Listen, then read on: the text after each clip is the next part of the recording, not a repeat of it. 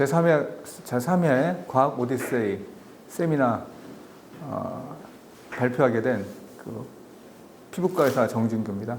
그래서 오늘 발표 주제는 어원론에 관련된 건데요.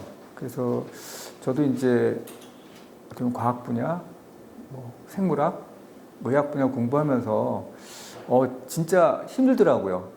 외울 것도 너무 많고 용어도 너무 낯설고 그다음에 용어 자체가 나중에 정확한 개념도 모르고 하게 되니까 여러 가지 애로사항이 많았는데 그런 경험을 바탕으로 해가지고 좀 말씀드리겠습니다. 이제 어원론 공부하기 시작된 거는 이제 2001년도에 제가 미군 병원 용산에 있다가 지금 이제 평택으로 갔는데 흔히 이제 일반인들이 아는 그 원투원 병원이라고 있습니다. 거기 가서 이제 그 외래에서 이제 근무를 하게 됐는데 이제 마치고 이제 종료하기 전에 그 발표를 하나씩 하는 게 또 과제로 돼 있었어요. 그래서 이제 뭘 발표할까 하다가 그 우연히 이제 어원 관련된 그 공부를 관련된 책을 읽고 교본고 갔더니 재밌는 책이 있더라고요. 그 동국대학교 일어일문학과 교수님인데 그 필명이 신난다라고 돼 있더라고요. 신난다. 이름이 근데 제가 그 책을 사가지고 가지고 있다가 이사 다니면서 이제 잃어버렸어요. 검색을 해봤더니 국립중앙도서관에는 그 책이 있는데 지금은 일반 도서관에 찾기가 어렵더라고요. 그 신난다 교수님 그 책에 어떤 얘기가 있냐면은 그분 이제 그 강의에서 한 내용은 주로 뭐냐면은 일본어하고 한국어하고 중국어의 어떤 유사성에 대한 그런 강의를 하셨고 그 책 그 중간에 영어도 많이 관련될지도 모른다 이런 얘기를 하셨어요. 그래서 이제 그 책도 읽고 그다음에 또 다른 여러 가지 책을 읽고 시작을 하게 됐고 그러다가 2015년도에 이제 이 책을 제가 발견했는데 이거는 전남대학교 의과대학 병리과 교수님 정상훈 교수님이 쓴 책인데 이게 본인이 혼자 1000페이지 넘는 책을 쓰신 거예요. 그래서 여기서 이제 여기 보시면 책 맨 첫 표지에 이렇게 돼 있습니다. 에티몰로기아 메디카, 에티몰로기아 바이올로기카, 에티몰로기아 앵글리카. 쉽게 얘기하면 뭐냐면은 의학 용어가 따로 있는 게 아니고 결국 생물학 용어다. 그 생물학 용어 따로 있는 게 아니고 결국 영어다. 어원적으로 따지고 보면요. 그래서 이분이 지금 정상우 교수님이고 전남대학교 의과대학 명예 교수님인데 한 몇 년 전에 그 폐교한 그러니까 전남대학교 의과대학 교수를 하시고 정년 은퇴를 하시고는 서남대학교에 가셔가지고 후학을 양성하시다가 서남대학교가 폐교가 됐잖아요. 폐교가 돼가지고 현재는 광주에 있는 병리과 전문 의원이 있습니다. 서광병원이라고. 거기에 지금 진단검사학과하고 병리과 업무를 하고 계시고요. 특히나 의학원론 책이 우수 학술 도서로 발간되자마자 이제 선정이 됐던 그런 책입니다. 여기 경력은 좀 나와 있고요. 이채로운 거는 여기 보시면은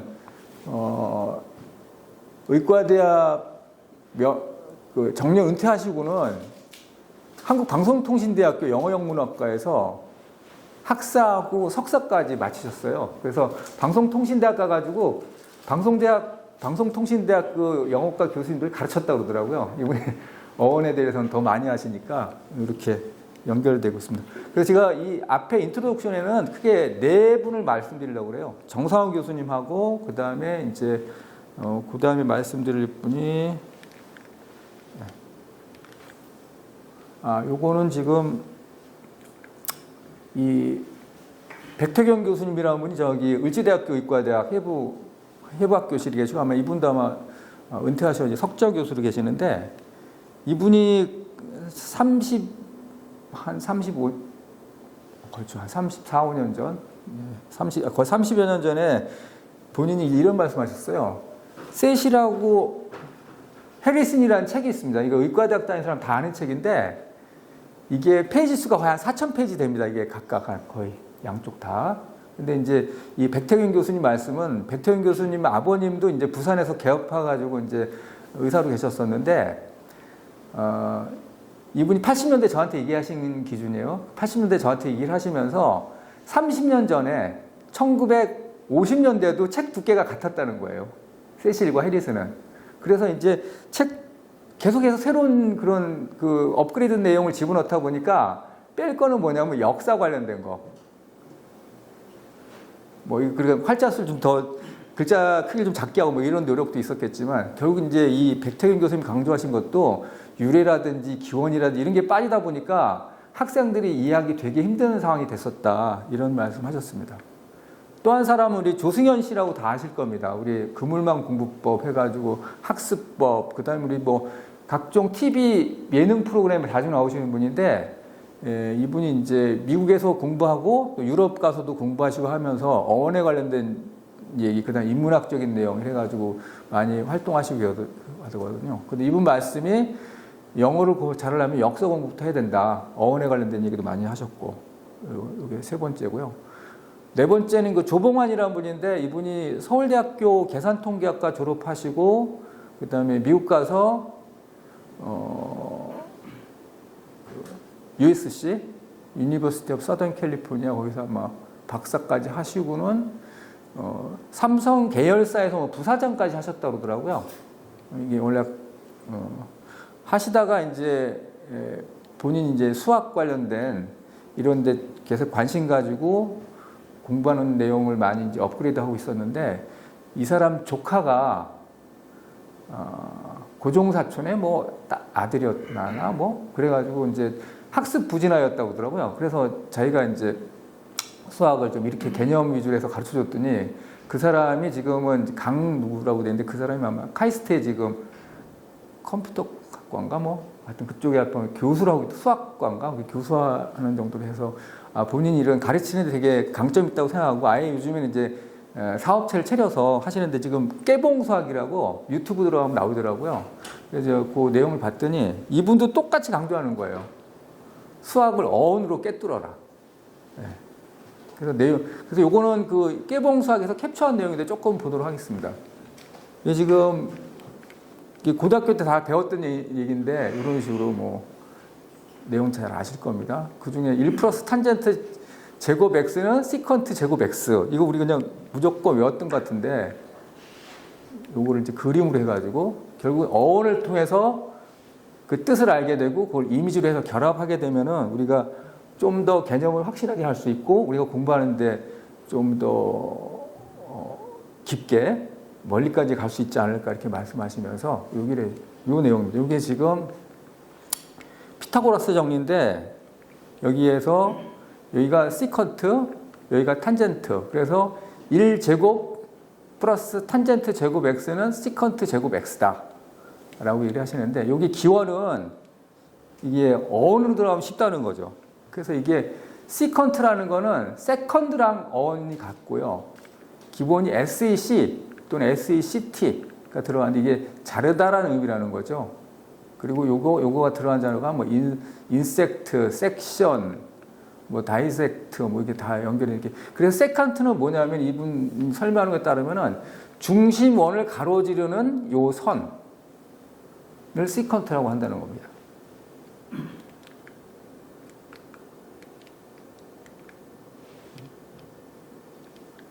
예. 그 다음에 두 번째 알아둘 게 탄젠트잖아요. 탄젠트인데 이 탄젠트는 원래 뜻이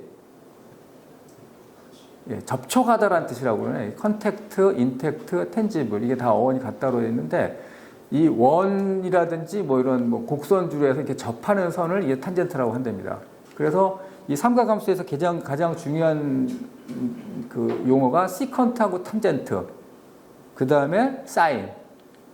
사인은 이렇게 원이 있는데 여기를 해가지고 이렇게 선을 그었을 때 큰 원 부분이 아니고 작은 부분을 보면은 여기가 지금 요 부분이 그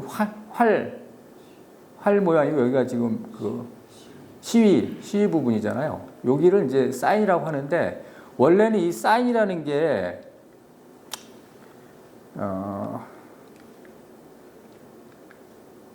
여기 제가 어원을 좀 적어놨는데요.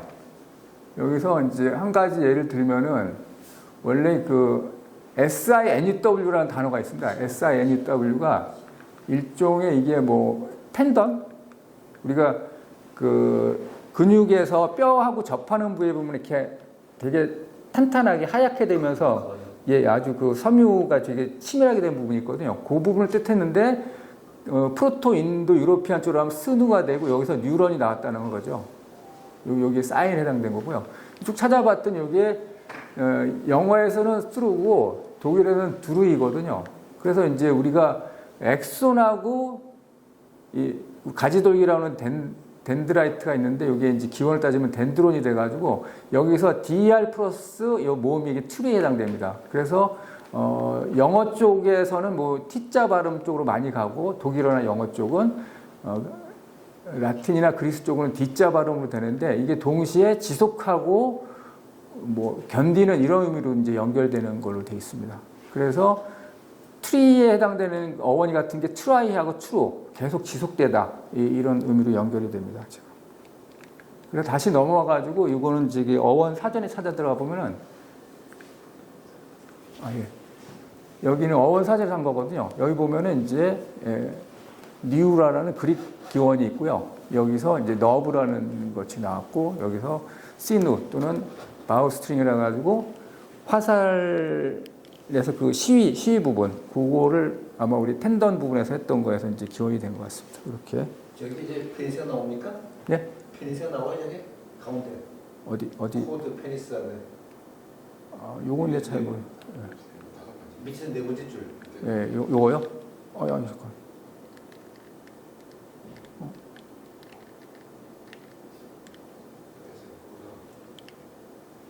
뼈쪽 피어나 뭐 이런 것 같습니다. 저건 제가 이거 정확히 잘 모르겠습니다. 예, 넘어가겠습니다.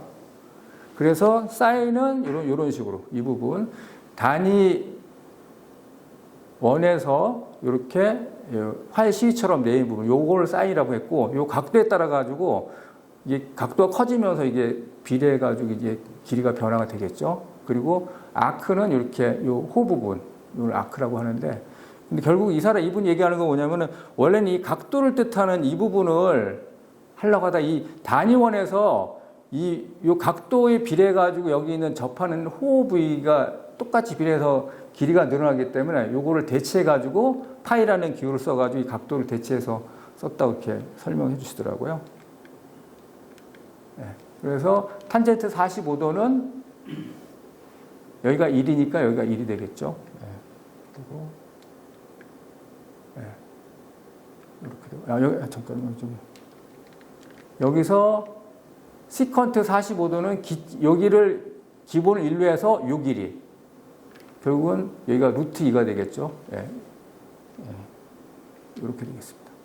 탄젠트의 진짜 뜻은 접선이다. 예. 그리고 여기 우리가 정신분열증이라 이런 데서 탄젠셜 띵킹이라고 있어요. 그것도 뭐냐면은 어떤 주제에 대해서 얘기를 하다가 본론으로 가야 되는데 갑자기 벗어나가지고 한참 동안 딴 얘기하는 경우가 있거든요. 우리 개그맨들, 코미디언이 그런 거 많이 얘기하다 갑자기 이제 원숭이 엉덩이는 빨개 하다가 빨가면서 한참 돌고 얘기하다가 내가 지금 뭔 얘기로 시작해서 일로 왔지? 해서 들어가는데 그게 탄젠셜 띵킹이라는 게 또 의학 정신과 용어에 나옵니다. 이런 식으로 연결이 됩니다. 그래서 핵심 개념을 나타내는 건 이제 아크. 코가 들어가는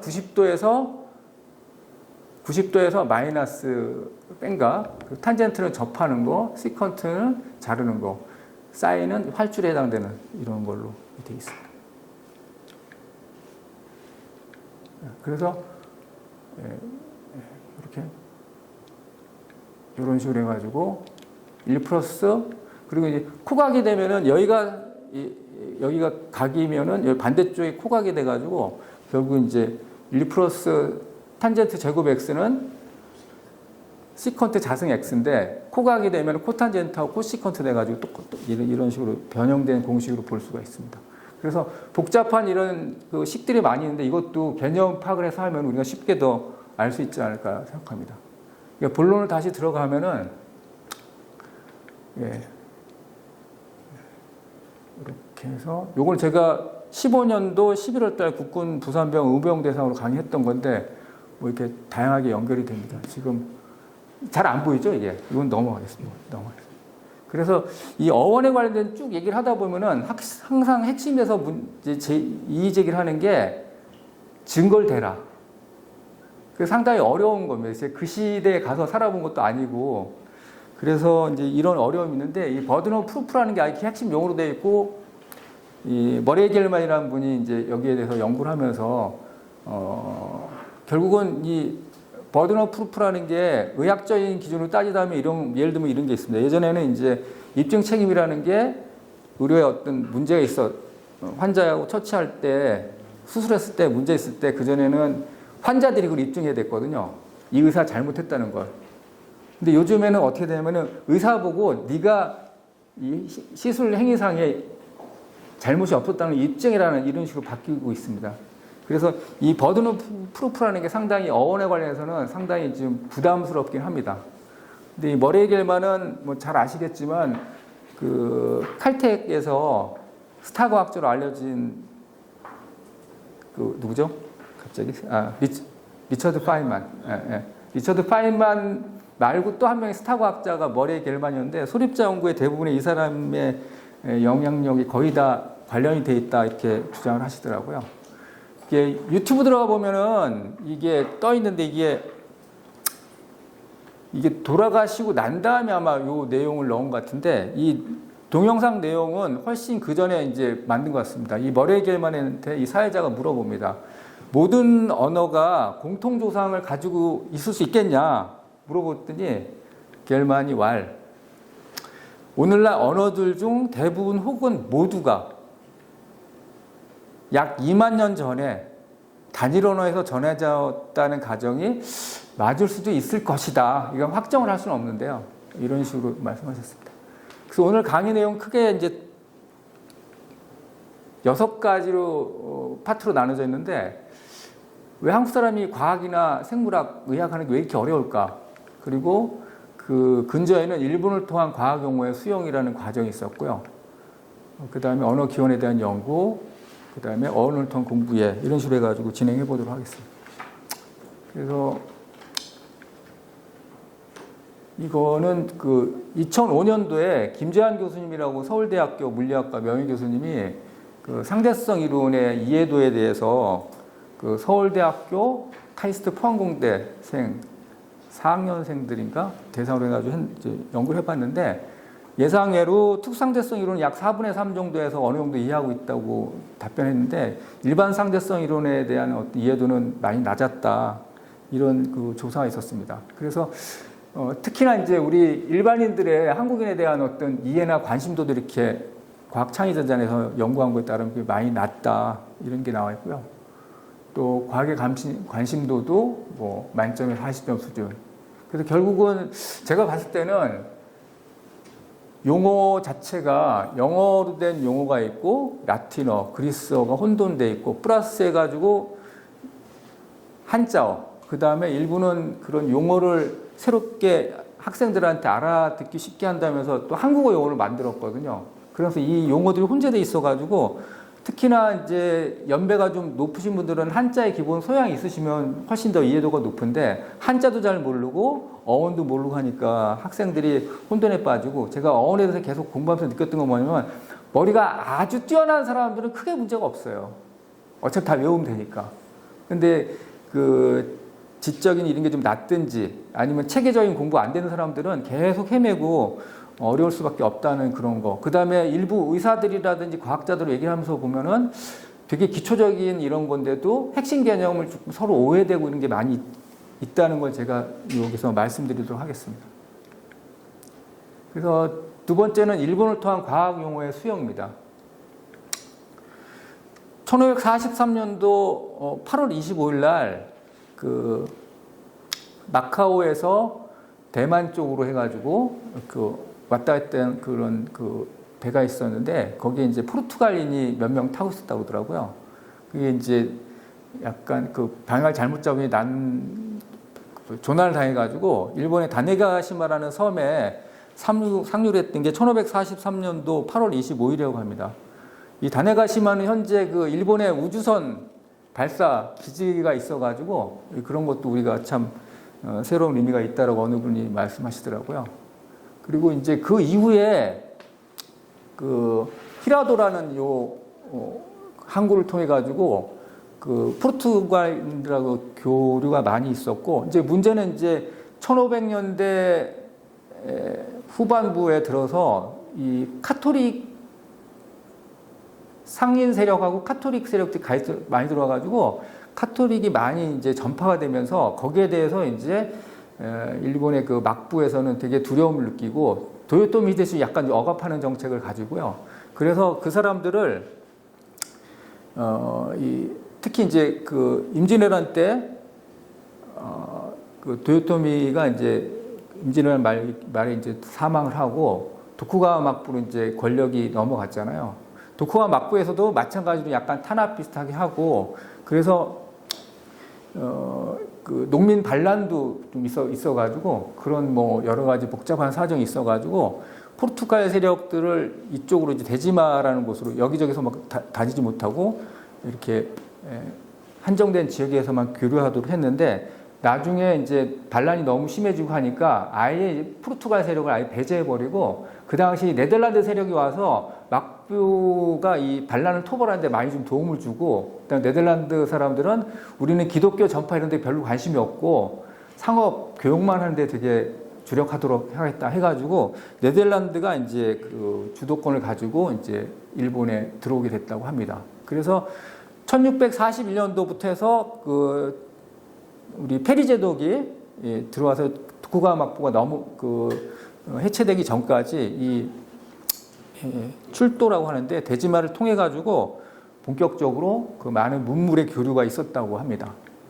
특히나 이게 18세기 보시면은 여기 지금 그 장지라고 되는 1759년도에 이 일본의 학자들이 어떻게 보면 한의사죠. 한의사인데 일본의 그 의사들이 이 네덜란드에 들어오는 그 해부학 책을 보고는 너무 많이 새로운 걸 이제 알게 돼가지고 막부에다 건의를 해가지고 직접 그 사형수들을 우리가 한번 해부를 해보겠다 해가지고 이제 낸 책이 장지라는 책이랍니다.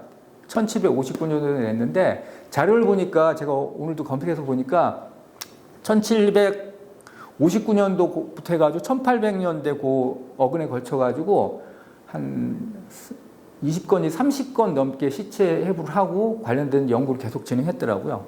그 다음 또 하나는 뭐냐면 이 책이 지금 유럽에서 이제 네덜란드 쪽에서 들어온 그 해부학 번역을 한 책인데 해체 신서라는 책을 이제 번역을 한 겁니다. 저 네덜란드에서 넘은 그 해부학 책을 1774년도고요.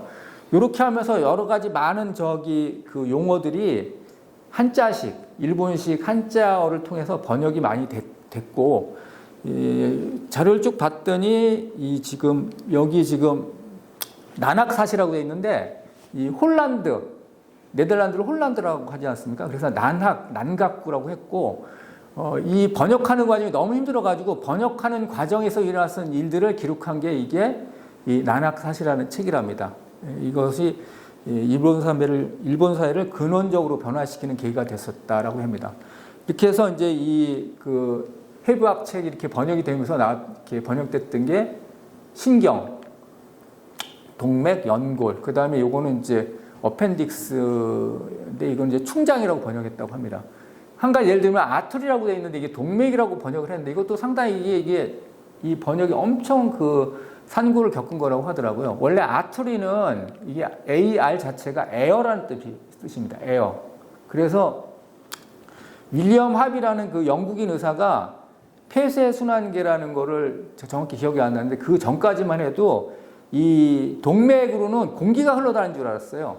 우리 기도를 트라키아라고 하는데 우리가 호흡을 하면 트라키아 가지고 우리가 새 기관지로 해가지고 그게 이제 시체 해부를 해보면은 동맥에는 피가 없었다고 하더라고요. 왜냐하면 동맥에서 피를 빡 짜주고 해서 그 다음에 다시 이제 돌아가신 다음에 보면은 큰 동맥에는 피가 잘 안 보인답니다. 정맥에는 피가 보이고 그래가지고 상당 기간 동안은 그 공기가 다니는 길이어가지고 이제 그거 원래는 기맥이죠. 엄격히 따지면. 근데 여기는 이제 펄떡펄떡 이렇게 뛰는 그런 걸 착상을 해가지고 동맥이라고 일본식 한자로 번역이 된 것 같습니다. 그리고 그 이외에 뭐 여러 가지 네덜란드에서 들어오는 단어들이 고무, 뺑기, 뭐 렌즈, 핀트, 레테르, 엑기스, 이런 단어들이 이제 들어왔고요. 그 다음에 뭐 원소, 산소, 수소 이런 식으로 해가지고 탄소, 백금, 세포, 산화, 환원 뭐 이런 식으로 해서 여러 가지 용어들이 번역이 됐었다고 합니다.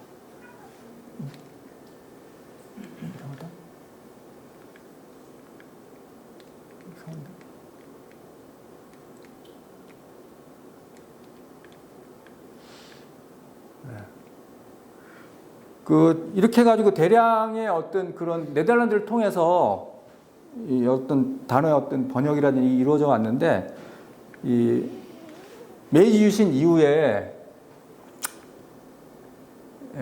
일본에서는 이제 여러 나라들하고 교역을 하고 또 문물이 튀면서 이와쿠라 사절단이라는 이런 걸 해가지고 1871년부터 13년까지 그 미국을 포함해서 유럽까지 12개국을 시찰하면서 과연 일본은 어느 나라를 벤치마킹해서 새로운 방향으로 나가야 될 것인가 그 고민을 했다고 하더라고요. 그래서 이렇게 해서 이제 여기 이와쿠라 사절단에서 여기 보시면은 요분이 이 사람이 제일 높은 사람이 이와쿠라라고 하더라고요. 이렇게 해가지고 런던 체류 중에 찍은 사진이라고 하고, 이런 식으로 해가지고 뭐 미국하고 뭐 영국하고 프랑스, 벨기에 이런 데 방문했다고 합니다. 그래서 이제 이 사람들이 이제 결론을 내린 거는 독일을 벤치마킹 해야겠다. 그러니까 황제가 있으면서 그 밑에서 입헌군주제 형태로 해가지고 그 다음에 후발 또 주자였잖아요. 독일이. 그래서 영국이라든지 뭐 프랑스보다는 독일이 우리의 벤치마킹 해야 될 모델로 생각하고 독일을 통해서 또 많은 문물이 들어왔습니다. 그래서 거기 그때 들어왔던 단어들이 이제 단백질, 포도당, 림프, 인파, 가제, 깁스, 글리코겐, 겔, 뭐 이런 용어들이 있습니다. 이 중에서 이제 그 단백질은 아이바이스슈톱이라는 용어가 있었고, 그리스에서 기원한 이 프로틴이라는 용어가 있었는데, 독일에서는 독일어에 기초한 아이바이스슈토프를 이 일본식 한자로 번역하면서 이게 단백질이 돼버린 겁니다. 그래서 이게 화이트란 뜻인 것 같아요. 화이트 스톱이란 뜻인 것 같은데, 이 달걀에서 흰자질을 뜻하는 그런 의미고요. 트라우벤주커는 이게 글루코스라는, 이렇게 우리 그리스어에서 기원한 글루코스라는 용어가 있었는데, 동시에 독일어 용어로는 트라우벤주커라는 게 있었다고 합니다. 이 트라우베라는 게 이게 포도를 뜻하고 주커가 슈거, 설탕을 뜻하는데, 요거를 번역하면서 그러니까 말린 포도에서 추출한 물질이라는 뜻으로 포도당이 된 겁니다. 그러니까 우리는 이거를 이제 포도당을 쓰니까 왜 갑자기 포도당이 됐는지 헷갈릴 수가 있죠. 그 다음에 이 거즈는 이거는 가자지구에서 유래한 그 섬유질 성분이었는데, 요걸 주로 이제 그 병원이라는 이런 데서 이제 많이 이 상처 이런 데 이제 덮어주는 재료로 썼답니다. 이 집섬이라는 게 황산칼슘이거든요. 황산칼슘에서 이제 기원이 돼가지고 독일에서 이제 쓰였는데, 요거를 깁스라고 썼다고 합니다. 이런 식으로 독일어를 통해서 많은 용어들이 들어왔고, 단백질 같은 용어도 보면은 원래 뜻은 그리스에서 매우 중요한 것이라는 뜻인데, 이게 여기서는 이제 단은 새의 알을 뜻하는 거고, 백질은 그 흰자질 부분을 얘기하는 건데, 이래서 이제 용어 자체가 좀 번역을 했는데, 독일어를 기초로 해서 번역을 했기 때문에 이런 조금 오해가 좀 있을 수가 있겠습니다. 여기도 이제 트라우베라는 게 여기 이제 포도를 뜻하는 거고요. 결국은 포도당의 기원은 트라우벤 주커, 말린 포도에서 이렇게 추출했다고 되어 있습니다. 여기는 이제 그 19세기 들어가면은 일본은 그 이미 19세기 후반에 세계 탑 그레이드의 미생물학 분야에서는 이제 그렇게 해서 여기도 보면은 우리가 의학 공부하면서 뭐 로베르트 코우라든지 그 알렉산드르 예르센 같은 이런 사람들 같이 연구를 했다고 합니다. 그리고 일부 베를린 훔볼트 대학교 가서 또 연구를 많이 했고, 일본에서 그 미생물학의 뭐 아버지, 세균학의 아버지라고 불리는 분이고요. 이분의 제자로는 시가 키요시라는 분이 있는데, 이분이 1929년인가 30년에 동경제국대학의 교수로 와 있었고, 그 우리 있으면서 여기 이제 우리 총독부에 그 그 자문 의사로 또 있었다고 합니다. 웬만해서 그 저기 어떤 뭐 세균이라든지 또는 뭐 발명됐다든지 이런 거에서 자기 이름 붙이면 그게 서로 그 전 세계에 있는 학자들이 그 인정해 주지 않으면 계속 그 이름을 유지하기 힘들거든요. 그만큼 이분이 대단한 분이어가지고 쉬겔라 디센테리 세균성 이질균의 원인균이 이제 이 사람 이름이 붙였으면 쉬겔라라고 이렇게 되어 있습니다. 요거는 이제 요거는 노벨상 수상자들이 이렇게 물리학, 화학 많이 있고요. 생리의학상은 이런 식으로 또 이렇게 많이 있습니다. 특히나 이제 여기 보면은 뭐 도네가 스스무 그 우리 항체를 생성하는 유전적 원리를 규명했고, 그다음에 만능 줄기세포 연구, 그다음에 또 이게 특히나 2010년대 오토파지 관련해서 메커니즘 연구, 오스미 요시노리가 되게 유명합니다. 언어 기원에 대한 연구 다시 들어가겠습니다. 요거는 제가 2001년도에 미군 병원 6개월 동안 있었는데요. 그때 이제 그 원톤 병원장이셨고요. 요때부터 이제 시작을 했는데, 요때 이분이 당시는 이제 중령이었는데, 그 피부과 의사였고요.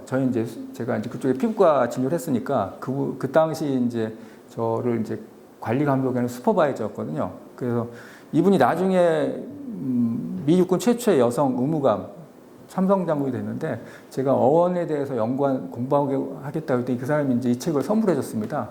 이 책을 보고 제가 경악을 했습니다. 아니, 사전에 있는 걸 고등학교 때나 대학교 때 한 번도 제가 들어본 적이 없었거든요. 그중에 한 페이지가 이겁니다. 이게 이제 ARM이라고 돼 있는데, 우리가 보통 팔이라고 알고 있잖아요. 근데 팔에다가 S가 붙으면 이제 무기가 되고요. ARMY가 되면 갑자기 군대가 되고, ARMOR 하면 뭐 기갑, 뭐 이런 뜻으로 바뀌고, 그래서 뭔가 싶었더니 쭉 봤더니, 이게 쭉 들어갔더니, 인도 유로피안 베이스에서 AR은 다 딱 들어맞는, fit join이라는 뜻이라고 하더라고요. 그래서 관련된 단어가 아티클. 그러니까 아티클을 보통 이제 논문 또는 뭐 그 유명한 그 예술가의 뭐 작품 뭐 이런 뜻으로 많이 쓰이는데, 그 다음에 아티큘레이션은 우리가 이 말을 할 때 그 의미하고 내 발음하고 조합해가지고 적절한 그런 그 혀하고 입을 통해서 발성하는 걸 우리 아티큘레이션이라고 하거든요.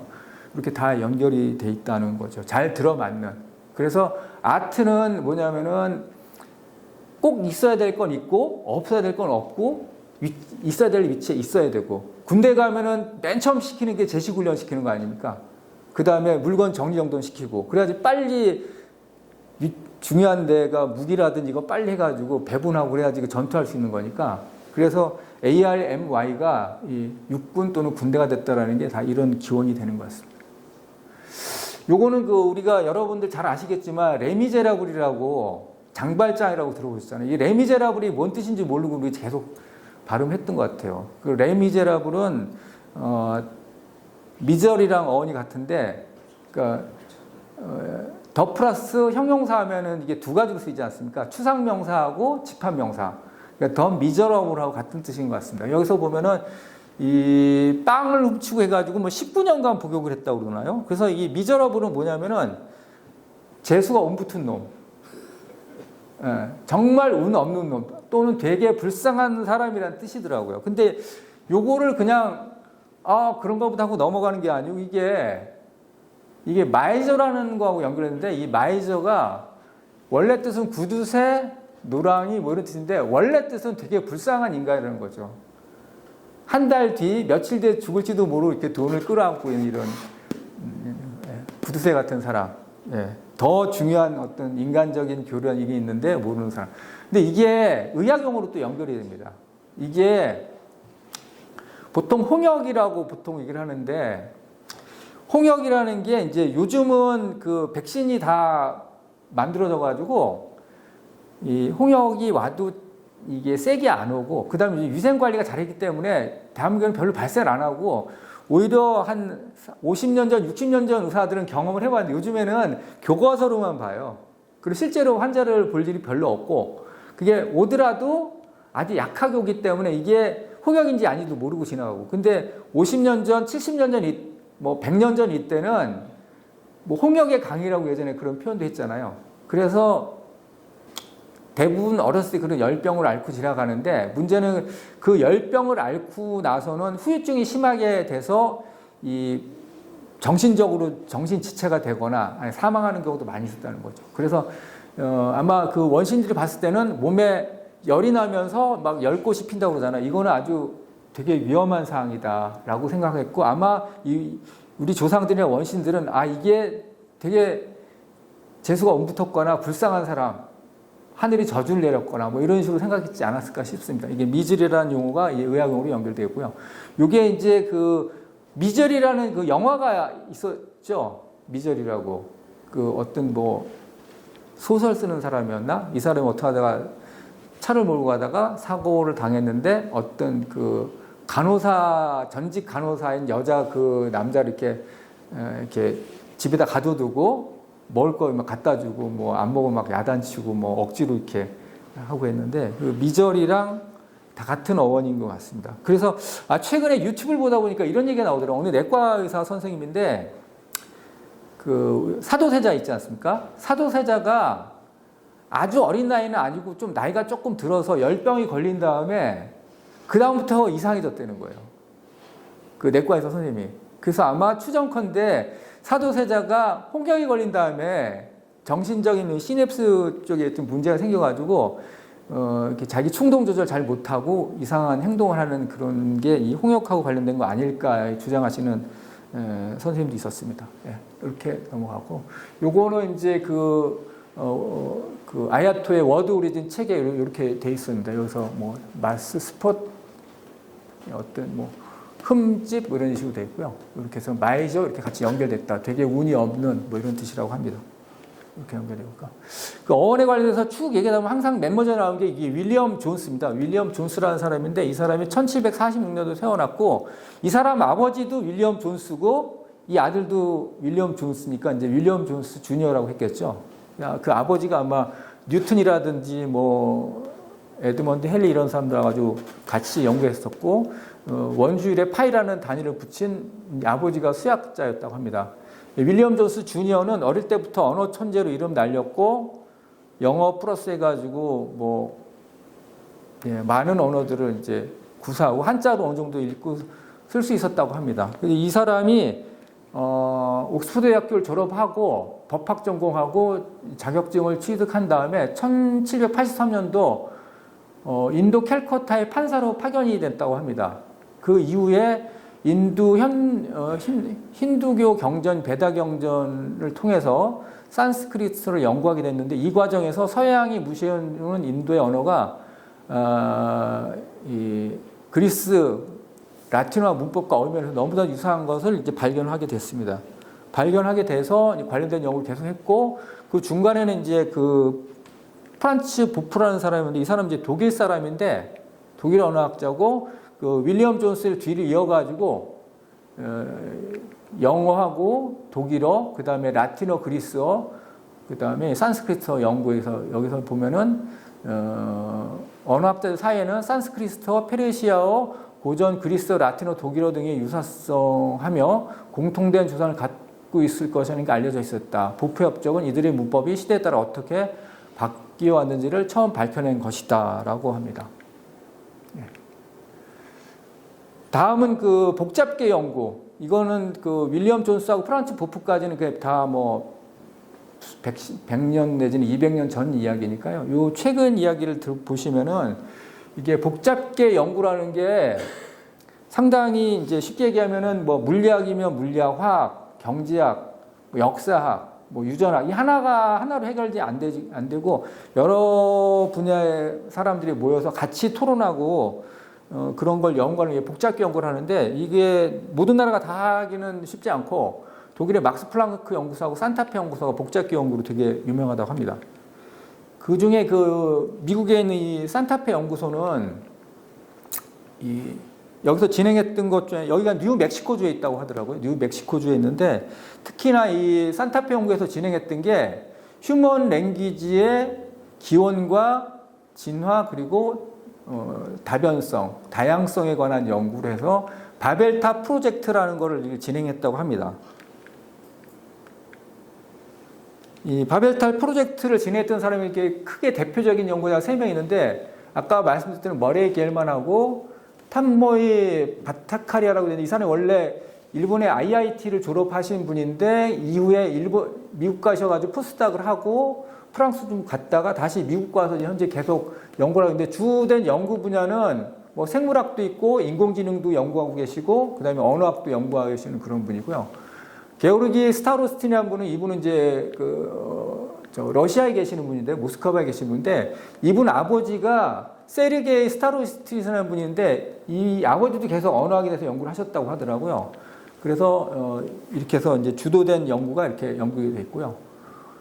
추가로 우리나라에는 그 이홍규 교수라는 분이 있는데 서울대학교 내분비 내과 이제 교수님이신데 이분이 이제 당뇨병 연구에 이제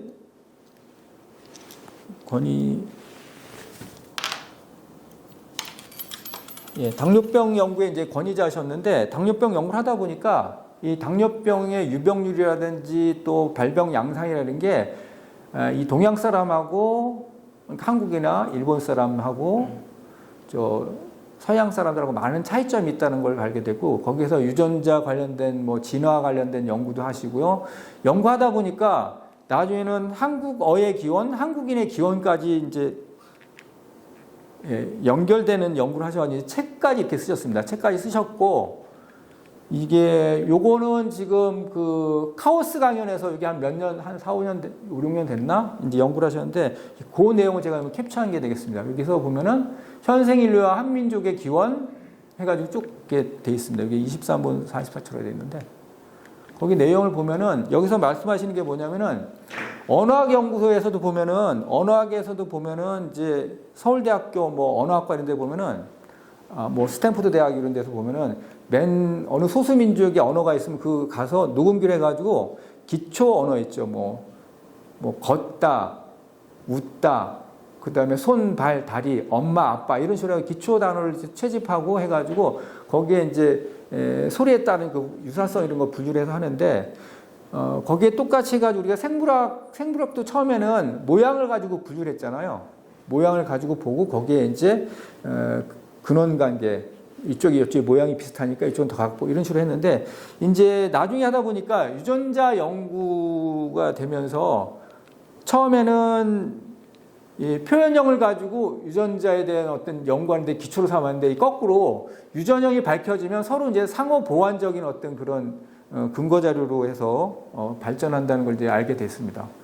요거는 그 2022년도에 그 단독으로 노벨 생리의학상 수상하신 분이 있어요.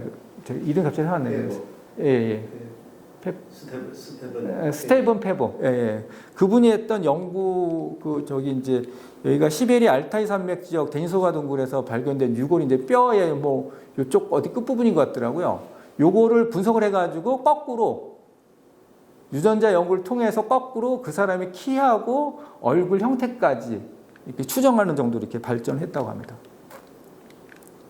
예, 결국은 따로따로 종의 분지도와 유전자 분지도 따로 했다가 나중에 이게 통합되는 그런 양상을 보이고 있고 이것이 동시에 언어학에도 도움을 주고 있다 이렇게 이제 얘기를 하고 있습니다. 특별히 꼭 아셔야 될 게 지금까지 지구에서 이 해수면의 높이 변화를 이제 확인한 건데요. 요게 지금 요게 2만 년이니까 요게 아마 20만 년 전이 되겠습니다. 이렇게 쭉 해서 이제 변동상을 쭉 돼 있고 꼭 아셔야 될 게 LGM이라고 하는데 레스트 글래시얼 맥시멈이라고 합니다. 요 시기에 해수면은 현재보다 약 한 130m 정도 낮았다. 이렇게 학자들이 이제 연구 결과가 나오고 있습니다. 그래서 요걸 보시면은 그 LGM 시기에는 특히나 이게 멕시코 만류 영향을 따라서 이쪽에 그 북아메리카 쪽에 대규모의 이게 빙하가 수킬로에 달하는 빙하가 있었고 여기 뉴욕이나 워싱턴 근처까지 이렇게 빙하에 덮여 있었다고 하고요. 요건 제 쭉 자료 찾아봤더니 여기도 보니까 한강이 이렇게 쭉 나와가지고는 이렇게 해서 이제 아리수라고 표현하는데 이런 식으로 해가지고 중국에서 나온 강들, 이 당시에 여기가 육지였기 때문에 이런 식으로 해가지고 이 하천 이렇게 해가지고 이렇게 동진하회로 이렇게 빠져나가는 모양이에요. 이게 이제 그 지질학 연구를 해가지고 이거를 확인이 됐다고 하더라고요. 이런 식으로 됩니다. 그래서 요 최종 빙하기 시기에는 해수면이 지금보다 약 120m 이상 낮았고 서남쪽 한반도 이 서남 쪽이 대규모 평야에 거대한 아리수가 흐르고 있었다라고 합니다. 요거는 이제 이렇게 광범위하게 이렇게 빙하가 덮여 있는 모양 보이고 있고요. 요거는 이렇게 유전자 연구를 해가지고 어느 시기에 대략 몇 명의 인원이 이렇게 이동했고 이런 게 이제 유전학 연구로서 이렇게 밝혀지고 있다고 합니다. 그래서 이제 결론은 최초의 언어에서 한 5가지 정도로 구조를 하는데요. 아프리카 쪽에서는 3개 정도. 나머지 아프리카 이외 부분은 덴다이 그룹이라는 부분하고 노스트라틱 이렇게 3가지로 하는데 이 노스트라틱에 영어하고 한국어가 일본어까지 포함되어 있고요. 덴다이계는 중국어, 티베트어, 그 다음에 우리 인도차이나 쪽, 그 다음에 우리 폴리네시아라고 하죠. 우리 태평양 지역까지 같이 포함된다고 합니다. 요거는 이제 그 인터넷 들어가니까 나오는데 이 단일 언어에서 이렇게 분지됐었다 예를 하면 그래서 요쪽 부분이 주로 요 부분이 이제 그 노스트라틱이라고 하는 거죠. 영어를 포함해서 한국어가 이렇게 돼 있고 한국어가 요 정도 여기 들어 있습니다. 그리고 영어가 아마 이쪽 어디 있을 겁니다. 그리고 요쪽 부분은 이제 덴다이라고 그래가지고 여기가 이제 중국어하고 티베트하고 말레이시아, 뭐 인도네시아, 폴리네시아 이렇게 돼 있습니다. 이게 이렇게까지 이제 정확하게 구분했다고 합니다. 이 중에서 확대를 해보면은 여기가 지금 노스트라틱에서 유라시아틱에서 마이크로 알타익 해가지고 자포닉, 코리아닉 해가지고 여기는 한국어는 부여 계통하고 한어로 돼 있었는데 요즘에 부여, 고구려, 부여, 백제는 다 사어가 됐고 한어 중에서 신라, 제주어도 이제 사라졌고 코리아 언어만 남았다라고 이렇게 하고 있습니다. 요거는 영어 관련된 부분인데요. 그걸 확대해 보니까 이 웨스트 서부 독일어 기원에서 쭉 이렇게 보면은 앵글로 프리시안이 분화돼 나왔고 그다음에 요쪽 올드 하이 저먼에서 어퍼 저먼으로 해서 현재 스탠다드 저먼 그다음에 여기가 뭐 알레마닉 이쪽이 아마 저 오스트리아 이쪽으로 해가지고 알프 산맥 있는 쪽이 아마 그런 것 같습니다. 여기 스위스 저먼이 있고요. 이런 식으로 연결된다고 합니다. 그래서 영어 관련된 게 올드 프리시안으로 있는데 여기서 노스 프리시안 앵글로 프리시안에서 올드 잉글리시, 올드 프리시안으로 나뉘었고 현재 프리시안 언어하고 잉글리시가 이렇게 나뉘었다고 됩니다. 요거를 더 찾아봤더니 이렇게 돼 있더라고요. 프리슬란드어가 쓰는 데가 지금 현재 여기가 영국이고 요 부분인데 아마 도서 지역인데 요 부에서 지금 쓰이고 있고 프리슬란드어는 서게르만어에 속한 언어로서 네덜란드와 함께 공용어로 지정되어 있고 스코트어를 제외하고는 영어와 가장 가까운 관계에 있는 말이다. 현재 영어 프리슬란드어 사이의 말이 통하지는 않는다. 뭐 이렇게 되어 있습니다. 예, 이런 식으로 되어 있고 그래서 이런 식으로 해가지고 지금 노스트라틱에서 여기 아프로 에이시아틱이라는 거는 저기 사하라 사막 그 북쪽을 그러니까 북부 아프리카를 얘기하는 겁니다. 그리고 드라비디아는 저 인도 남부 쪽에 좀 하는 건데 드라비다 쪽에서 쓰는 거고요. 유라시아틱에서 분화된 게 인도 유로피안, 우랄릭, 알타이 그러니까 영어랑 엄청 가깝다는 그런 의미고요. 요거는 덴다이 그룹인데 요거는 뒤에 그림 지도로서 한번 보이겠습니다. 그래서 핵심은 결국은 사하라 사막 위쪽은 2개 언어다. 노스트라틱하고 덴다이. 요거는 세부 막 쭉 나눠져 있는데 덴다이 그룹은 여기가 중국하고 티베트하고 여기 말레이 반도, 그다음에 인도네시아, 그다음에 여기 폴리네시아의 그룹 여기가 저기 하나 그룹이고 나머지는 요 부위가 전부 다 노스트라틱이다. 여기 빨간 거 이거 빼고요. 이런 식으로 크게 세계 언어는 크게 5가지 분류되고 좁히면 3가지다. 그리고 아프리카 쪽에는 이렇게 한 뭐 3개 종류 있다고 얘기하라고요. 나머지 건 전부 나머지 부분은 2가지로 돼 있다. 분류된다. 이렇게 아시면 되겠습니다. 그 다음은 그 언어를 통한 공부 예를 좀 조금 설명해 드리겠습니다. 프린스라고 있는데 프린스 혹시 뜻 아십니까? 프린스. 왕자의 뜻입니까? 예? 왕자. 왕자로 알고, 예, 왕자 또는 뭐 공작이라고 또 표현하더라고요. 공작. 그래서 이제 이 커피 프린스라고 되는데 프린스 뜻을 거의 다 모르더라고요. 프린스 뜻 찾아봤더니 이렇게 돼 있더라고요. 그래서 로얄 패밀리의 일원, 예, 또는 어느 지역을 다스리는 어떤 뭐 통치자, 뭐 왕자한테 우리 저금 낸다 그랬잖아요. 예전에 뭐 우리 시골에 보면은 저쪽 가서 이제 땅 해가지고 살아라 이렇게 하는 거 그렇게 했는데 원래 뜻은 그게 아니고요. 요거더라고 하더라고요. 어느 분야의 일을 탁월하게 해내는 사람. 그래 멀천트 프린스라면은 뭐 물건을 잘 해가지고 뭐 잘 파는 사람. 밀리터리 프린스라면 군대에서 일을 엄청나게 잘하는 사람. 예. 그래서 커피 프린스는 커피를 잘 이렇게 만들고 제조하고 팔고 하는 사람이 커피 프린스라고 한다고 합니다. 이런 식으로 해서 그래서 이 사람들이 만드는 게 프린스플이겠죠. 예. 그리고 POET라는 단어가 있는데 POET라는 뜻을 의사들도 모르더라고요. POET를 우리가 다 시인으로 알고 있는데 원래 뜻이 시인이 아니고 원래 뜻은 무엇을 새롭게 만들어내는 사람이에요. 그러니까 시인이라는 건 결국은 그 사회에서 어떤 그 언어를 만들고 새로운 가치를 만들고 이런 사람이 아마 POET라는 뜻으로 쓰였는데 나중에는 이제 어느 직업계층이 분화되고 하면서 특정하게 이제 시를 쓰는 사람을 이제 시인이라고 했는데 이게 의학 용어에 바로 들어와 있습니다. 이게 의사들 거의 모르는 경우가 많거든요. 에리스로 포이에틴. 그래서 에리스로가 이제 북다라 레드란 뜻이거든요. 그래서 적혈구를 만들어내는 그런 의미입니다. 그러니까 에리스로 포이에틴 작용해서 적혈구가 만들어진다는 그런 거거든요.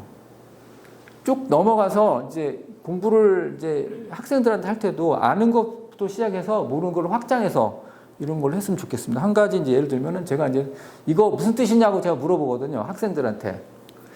그럼 아는 것 같기도 하고 모르는 것 같기도 하고 어떤 사람 알고. 엔킬로식스 혹시 뜻 아십니까?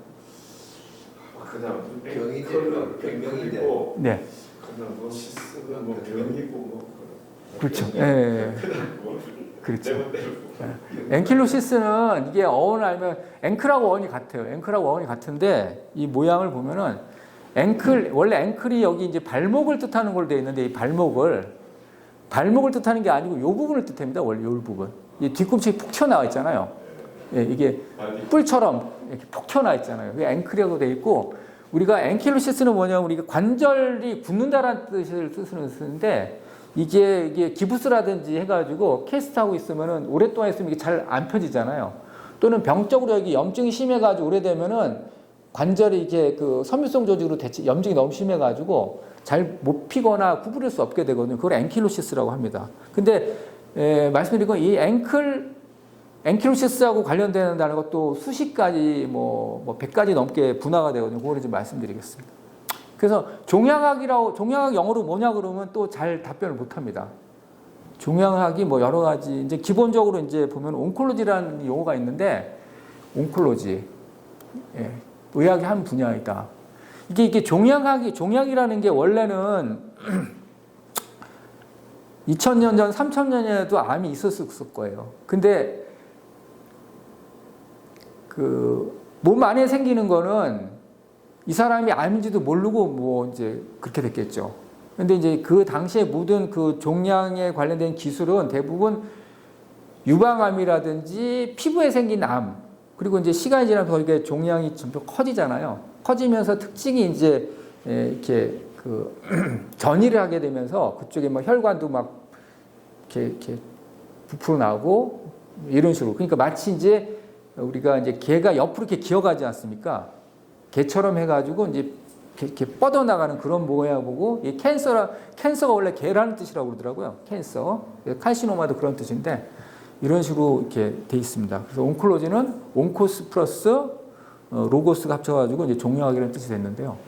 그래서 요거는 의학 그 사전 찾아보면은 이런 식으로 온코스가 이게 꽉 뭉쳐져 있는 이런 예, 이런 뜻이고요. 여기가 이제 쭉 넘어가서 보다 보니까 이게 이거는 이제 정상훈 교수님 책에서 한 건데 온콜로지, 온코제네시스, 온코진, 온코바이러스, 온코사이트, 온코틱 이런 식으로 연결되고 이거는 이제 종양이 이제 발생되는 그런 기전, 그 다음에 종양을 유발하는 유전 인자, 그 다음에 종양을 유발하는 바이러스 이런 뜻인데 이 온코틱이라는 게 오스모틱 프레셔랑 이게 똑같은 뜻인데 온코틱도 뭐냐면은 이렇게 이 반투명 셀로판지 같이 이렇게 물은 통과시키고 그거보다 좀 높은 어떤 그런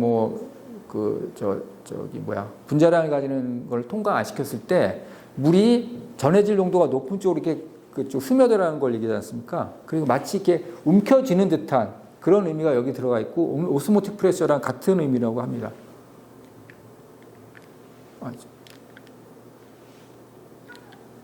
요거는 너무 작아가지고 잘 안 보이는데요. 앵글, 앵귤라, 트라이앵글, 그다음에 쿼드랭글, 그다음에 렉탱귤라 이게 다 어원이 같고요. 더 나가서는 여기 이제 앵글, 잉글랜드, 앵클이 어원이 같고요. 결국은 저 잉글랜드라는 말의 기원도 원래 그 로마가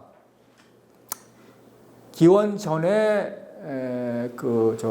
브리튼 섬을 점령하고 있다가 AD 한 500년 전후 해가지고 그 로마 세력의 힘들이 약해지고 뭐 게르만족이 남하고 하면서 철수하게 되면서 이 권력의 공백 상태가 브리튼 섬에 발생하게 됐답니다. 발생하면서 그 당시에 그 당시 이제 켈트족들이 있었는데 이 사람들이 SOS를 쳤다고 하더라고요. 현재 덴마크하고 독일 서북부 쪽에 있는 사람들한테. 그래가지고 그 세 개의 종족이 들어왔는데 앵글족, 섹슨족, 주트족 세 개 종족이 들어왔는데 그 중에서 주도권을 잡은 게 앵글족하고 섹슨족이었고 더 주도권을 잡은 게 앵글족이었다. 그래 앵글족의 나라라고 해가지고 잉글랜드가 됐다고 합니다. 다 아시는 내용일 것 같은데 이렇게 해서 이렇게 되어 있고 여기다서 운쿠스, 운시폼, 운시네이트, 그 운시네이트 파시큘루스, 운시네이트 프로세스라는 게 이제 췌장에 이렇게 헤드, 바디, 테일이 있는데 헤드 쪽으로 해서 이렇게 쫙 튀어나온 부분이 있거든요. 그리고 운시네이트 프로세스라고 의학용에 쭉 연결되고요. 그 다음에 기생충에도 온코설시아, 이게 기생충 중에 이렇게 구부러지는 모양이 있는 그런 게 있어가지고요. 그 다음에 앵킬로시스, 강직, 앵킬로즈. 그 다음에 안코니우스라고 해가지고 이쪽 부분 얘기하는 그런 거고요. 앵키린, 앵커. 우리가 여기 다치라고 하죠. 이런 식으로 다 한 개 연결이 되어 있군요. 이건 그림으로 보면 앵글, 낚시바늘을 뜻하고요. 앵글링은 또 낚시질을 뜻하고. 여기에 운시네이트 프로세서인데 판크리아스가 이렇게 쭉 있는데 판크리아스는 헤드, 바디, 테일로 나누는데 헤드 쪽에 이렇게 해서 이쪽에 12장 쪽으로 이제 구부러진 모양이 있습니다. 여기는 이제 운시네이트 프로세서라고 합니다. 이렇게 구부러져 튀어나온 것 같아가지고요. 그다음에 앵커고요. 엉시혈체라고 있는데 요건 이제 확대해서 보면은 이게 글자 끝부분이 약간 구부러져 있습니다. 그래서 엉시혈체라고 하는 게 이게 다 연결이 되어 있고요. 그 다음에 여기는 이제 다 같이 연결이 됩니다. 그래서 우리나라 말도 이제 쉽게 하다면은 앙큼하다라고 할 수도 있지만 뭐 웅큼하다고 할 수도 있고 뭐 이렇게 그렇지 않습니다. 영어도 똑같은 것 같습니다. 그래서 ANG, ANK로 되지만 UNC로도 바뀌어가지고 잠깐만 이게 여기도 보면은 웅구이스라는 게 여기 티니아 웅구임이라 가지고 조갑 발톱에 생긴 곰팡이를 티니아 웅구임이라고 하거든요. 웅구이스, 웅귤레이트. 그러니까 동물의 발굽을 얘기하는데 소나 말 같은 거 그런 거를 웅귤레이트라고 하고요. 그 다음에 오니코가 이게 그리스어 기원인데 요거 여기 또 발톱을 얘기합니다. 손톱 발톱. 그리고 오니코마이코시스는 발톱이나 특히 발톱이 많이 있죠. 발톱이나 손톱 같은 게 곰팡이가 이제 침입을 해가지고 두꺼워지고 변색이 되고 모양이 이제 이렇게 되는 거. 그다음에 어떤 원인을 가지고 손톱, 발톱이 이렇게 갈라지고 찢겨지는 거. 예, 그리고 에포니키움, 하이포니키움 뭐 이런 식으로 쭉 되어 있습니다. 파로니키라고 되는 이거는 이제 조갑주의염이라고 되어 있습니다. 조갑주의염은 이렇게 보시면은 이런 식으로. 여기는 웅글레이트라는데 이게 기재류하고 우재류 뭐 이렇게 나눠 있잖아요. 기재류, 우재류 해가지고 여기들은 이제 퇴화가 돼가지고 발톱이 하나, 뭐 둘, 뭐 이런 식으로 또 세 개 이렇게 해서 나눠져 있는데 이런 식으로 있습니다. 그래서 전체를 이제 웅글레이트라고 합니다. 그리고 여기도 보시면은 이제 발톱 부분을 라틴어에서 웅기스라고 하고요. 그 다음에 발톱 밑에 있는 이 조직을 서브웅기스라고 합니다. 요거는 이제 의학 용어인데 너무 이제 흔하게 많이 있습니다. 이제 군대에서 되게 많이 있는데 파로니키아라고 그래가지고 오니키아가 이게 손톱 또는 발톱이고 여기에 이제 고름 같은 게 차가지고 염증 생긴 거 우리가 파로니키아라고 해서 조갑주의염이라고 보통 얘기합니다. 조갑주의염. 이런 식으로 해가지고 이게 이제 의학 용어인데 여기 발톱이나 손톱이 있는데 그 윗부분에서 에포니키움 또 뭐 하이포니키움 이런 식으로 용어를 쓰고 있습니다. 요거는 아쉽게도 판붙여버린 책인데 노스트라트 어원령이라고 아마 요거 이 내용의 상당 부분이 아까 그 조지 스타로스틴이라고 러시아 학자가 이제 그 우리 세 명의 제일 그 공동 연구자 세 명 있었잖아요. 머레겔만하고 바타카리하고 스타로스틴이 있었는데 아마 그 노스트라틱 언어에 대해서 러시아에서 연구됐던 그 책을 가지고 우리나라에 그 조영원이라는 사람이 있었어요. 조영원이라는 사람이 있었는데 이 사람이 부산대학교 법대를 졸업하고 거의 뭐 혼자 독학을 해가지고 책을 많이 보고 해가지고 그 노스트라트 어원령이라는 책을 썼거든요. 이 책을 제가 2001년도에 그 책을 보고는 많이 영감을 받았는데 그 중에 한 페이지에 나와 있는 얘기입니다. 이게 지금 UNCI가 ANK하고 연결되고 웅크리무암 뭐야? 웅크, 운시폼, 운시네이트, 뭐 엉샬, 앵귤레이션 이게 다 같은 것이다. 그래서 이런 식으로 ANG, ANK가 연결이 된다. 이게 이제 책 한 페이지를 제가 발췌했습니다. 요거는 인터넷에서 이제 제가 캡처한 건데 앙그라고 했는데 이게 PIE라고 합니다. 프로토 인도 유로피안.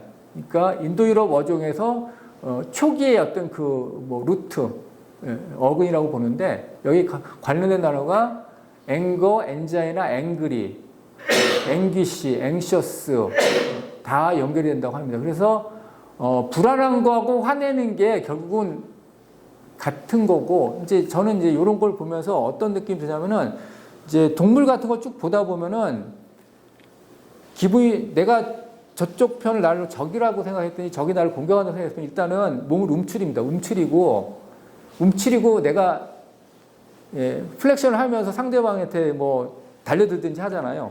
그렇게 이제 보시면 되겠습니다. 그래서 이렇게 쭉 돼 있고 여기가 지금 이게 엔자이나라고 있는데 이게 협심증이라고 되는데 결국은 아프면 이제 펴질 않잖아요.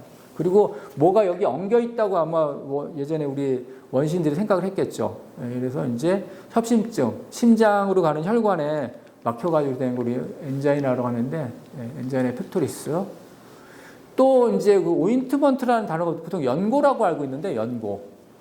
이것도 원래는 엉거엔트라는 게 이제 기원이 됐고 여기에서 이제 엉기엔툼에서 이제 오인트먼트라는 단어가 나왔다 했습니다.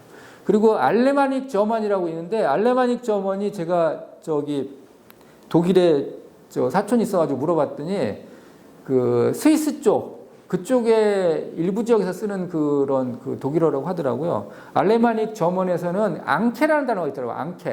앙케가 뭐냐면 ANK라고 그래가지고 그게 이제 그 우리 일종의 버터 비슷하게 우유를 놔두면 나중에 이제 끈적끈적하게 묻혀가지고 이제 이렇게 좀 뭐랄까 고체 성분이 되잖아요. 그거를 해가지고 상처 같은데 바르고 막 그래서 했던 것 같습니다. 같이 하면 그렇게 연결이 될 것 같고요.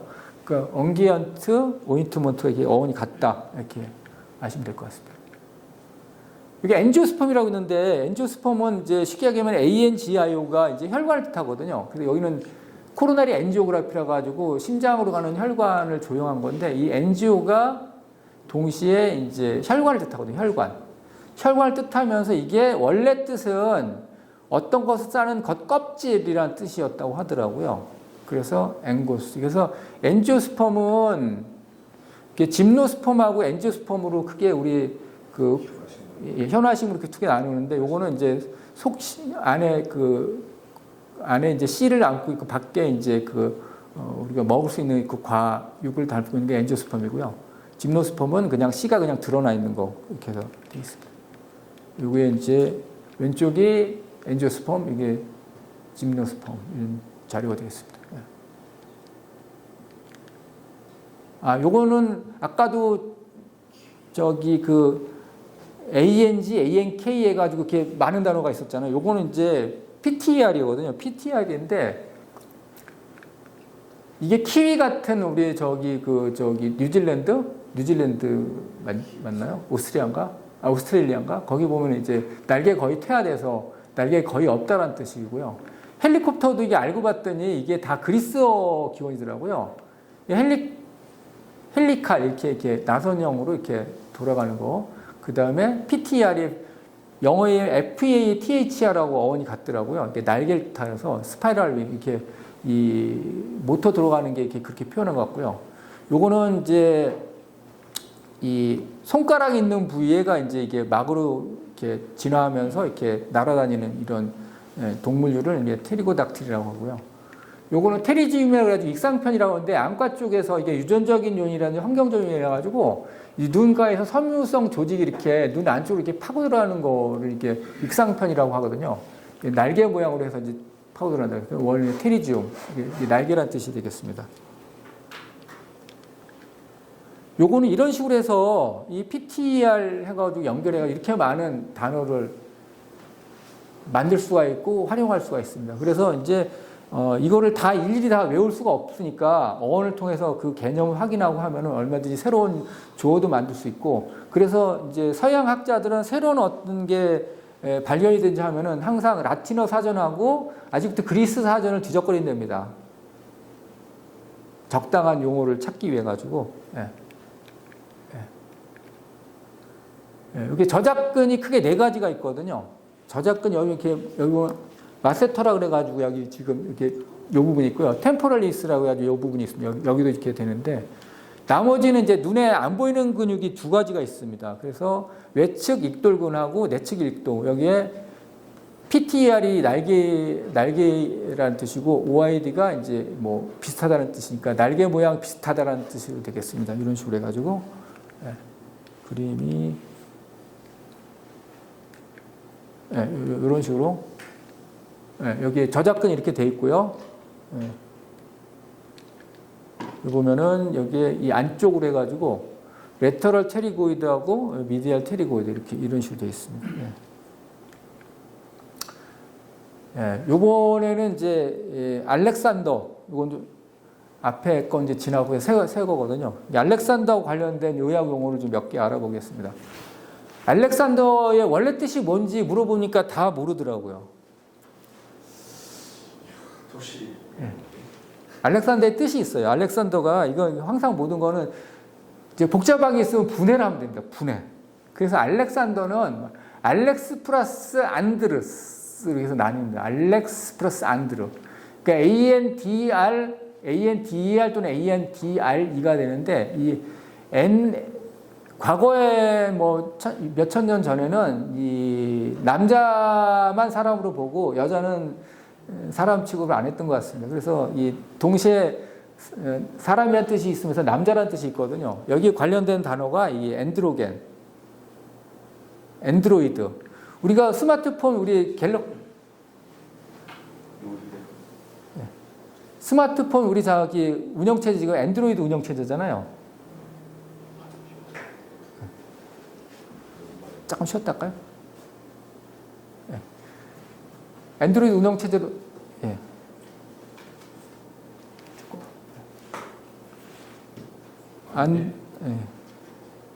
안드로이드 운영체제인데, 결국 여기 ANDR이 사람의 뜻이잖아요. 그 멀리서 봤더니 사람인 줄 알았는데, 가까이서 보니까, 사람이 아니야, 속았어. 안드로이드를 그래 이름 진 거죠. 그래서 쭉 찾아봤더니, 알렉스 플러스 안드로 두 가지가 있는데 ANDR 여기는 이제 사람이란 뜻인데 알렉스란 뜻이 뭐냐고 찾아봤더니 알렉스가 뭐냐면은 어느 종족 민족을 하나로 통일시켜주고 보호해주고 지배권을 행사하고 뭐 이런 뜻이라고 하더라고요. 그러니까 아마 알렉산더의 뜻이 원래 이 사람은 알렉산더가 아니고 원래 다른 이름이 있었고 이 그 뭐 그리스 우리 뭐 마케도니아 그쪽에서 이제 그렇게 해서 뭐 그리스를 대표해 가지고 정복을 많이 했기 때문에 우리 종족을 보호해주는 뭐 이런 뜻이 있었던 것 같습니다. 그래서 여기서 이제 관련된 단어가 의학 용어의 히스토리 나오면 이게 저는 알렉신이라는 용어가 있습니다. 알렉신이라고 여기 지금 여기 있습니다. 여기 알렉신이라고 있습니다. 알렉신.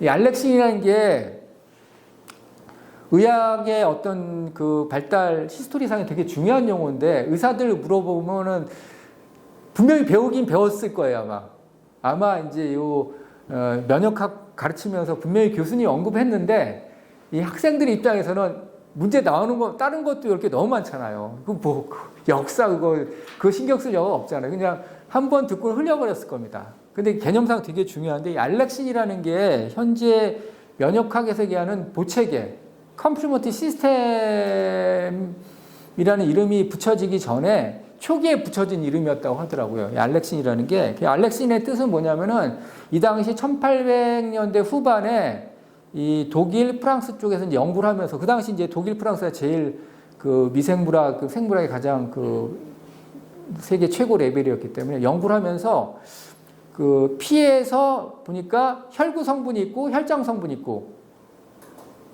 백혈구, 적혈구 빼고요. 그래서 가만히 놔두면 혈구 성분을 가라앉고 혈장 성분은 이제 위에 말갛게 있잖아요. 그 부분을 받아서 거기서 이제 연구를 하면서 거기다가 뭐 세균이라든지 이런 걸 갖다가 이제 해보니까 이 항균 능력이 있더라는 거죠. 항균 능력이 있는데 얘들을 뭐 몇십 도 이상 가열해가지고 해봤더니 항균 능력이 떨어지더라는 걸 발견했습니다. 그래가지고 이 혈장 성분에 뭔가 우리 몸을 지켜주는 뭐가 있다라고 생각하고 알렉신이라고 이름을 지었다고 하더라고요.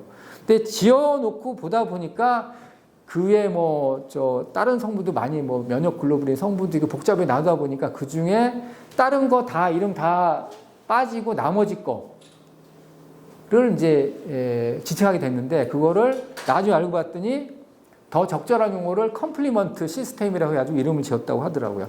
이 컴플리먼트라는 뜻을 모르고 있어요, 우리가. 그래가지고 그 내용을 봤더니 이게 수학하고 연결이 되더라고요. 수학하고 어떻게 연결이 되냐면은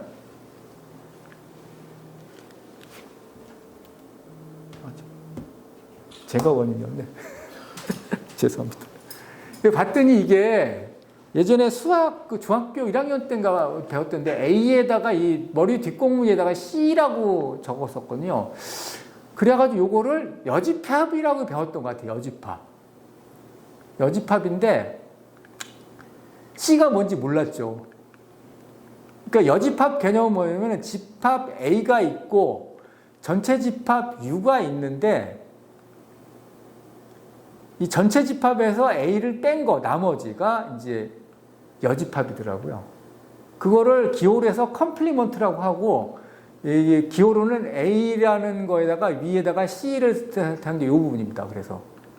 그러니까 A 집합하고 A 컴플리먼트를 합치면 전체 집합이 되는 거거든요. 이 개념이 생물학이라든지 수학에 다 적용이 되는 거예요. 아까도 그 코사인이라는 것도 2분의 파이 마이너스 세타거든요. 그래서 직각을 빼고 나머지 걸 서로 보완해 줘가지고 토탈 삼각형의 내각의 합을 180도로 만들어내는 개념이 여기 들어가 있는 것 같습니다. 그래서 이 개념이 매우 중요하고 이게 수학이 들어있어가지고 이 원래 이 컴플리멘터리 앵글 그러니까 90도 마이너스 세타에 대해서 이 보각이 90도 마이너스 세타. 그래서 사인의 코사인은 뭐냐면은 이 각에서 봤을 때 사인인 거거든요. 그렇게 해서 이렇게 해석을 하고 있습니다.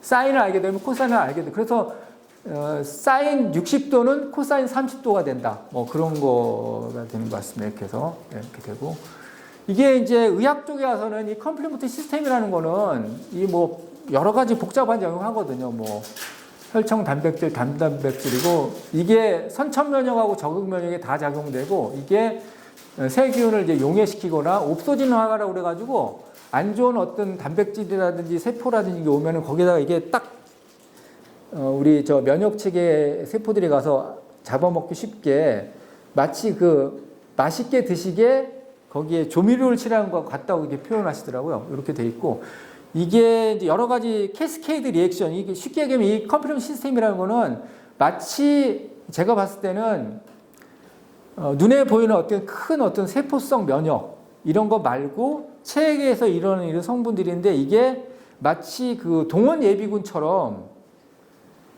위급한 상황이 돼서 우리 상황이 되면은 캐스케이드 리액션이어가지고 뭐 엄청나게 많은 어떤 그런 작은 어떤 그 단백질 성분들을 만들어내가지고 이게 여러 가지 면역 기능에 작용을 하고 있고 저는 표현을 이렇게 하거든요.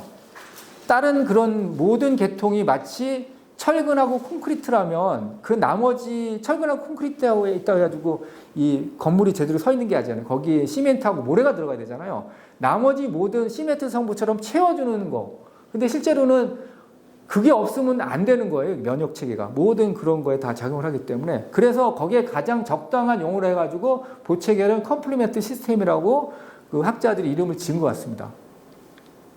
이렇게 해서 복잡하게 돼 있거든요. 네, 뭐 복잡합니다. 이렇게 해서 마치 그 하나가 이제 저기 뭡니까? 예전에 우리 저기 도미노처럼 하나 하면 쫙 해가지고 퍼져가는 것처럼 된다고 해서 아마 이름 지은 것 같고요.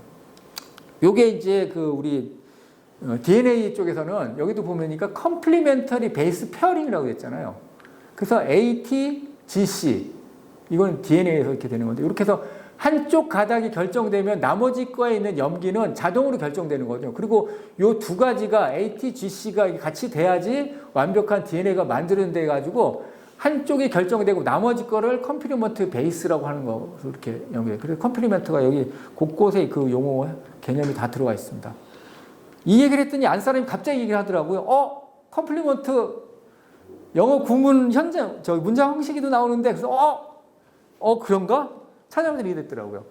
1형식, 2형식에서 여기 2형식이 보호가 컴플리먼트더라고요.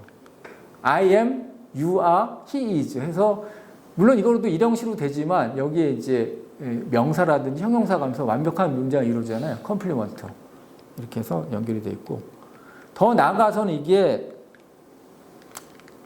이 그러니까 함께 채워주다라는 뜻인데요. 이게 더 나가서는 칭찬하다라는 거와 같이 연결되더라고요. 칭찬하다. 그러니까 사람들이 다 있고 조직이 다 만들어졌어도 그 사람들이 화합을 하고 서로 격려하고 이렇게 하지 않으면 그 조직이 제대로 굴러갈 수 없다라는 게 모든 그런 그 완성하는 데서 서로 칭찬하고 격려하는 게 이렇게 연결이 되는 것 같습니다. 자, 맺는 말입니다. 이 맺는 말은 인간에는 추상적인 것을 이해 기억하지 못하는 경향이 있다. 그래서 결론이 그거예요. 이미지 형상, 수학, 과학. 그래서 그냥 인문학 공부에 너무 빠지는 것 자체가 상당히 문제가 있다. 왜냐하면 그것은 실체를 확인하기 힘든 경우가 많고 너무 추상적이기 때문에 구체적인 거를 해서 그 어원하고 결합하면은 좀 더 생생한 개념이 나타나고 거기에 기초로 해서 다른 학문 영역으로도 나가야 되지 않을까 이렇게 합니다. 요거는 이제 올리긴 했는데 저도 잘 모릅니다. 하여튼 뭐 이렇게 파열음하고 뭐 이렇게 뭐 돼 있고 여기 위치에 따라 가지고 입술하고 그러니까 입술하고 뭐 치아하고 그다음에 뭐 이렇게 쭉 연결이 되어 있는데 구개하고 뭐 이렇게 쭉 되어 있는 이런 식으로 이렇게 나누고 있다. 이렇게. 그래서 이제 결국은 이런 식으로 해서 이제 같은 계열에 있는 이런 거 시, 즈, 치 이런 거는 서로 이제 변환이 막 되는 그런 경향이 있거든요. 이런 식으로 같이 T, D 이런 식으로 변환이 되고 P, B 서로 이제 연결이 되고 F, V 이런 식으로 서로 이제 변환이 되고 이렇게 합니다.